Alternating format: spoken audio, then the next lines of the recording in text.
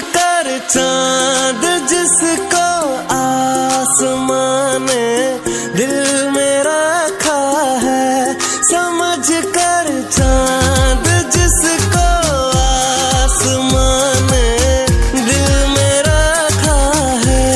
मेरे महबूब की टूटी हुई चूड़ी का टुकड़ा है।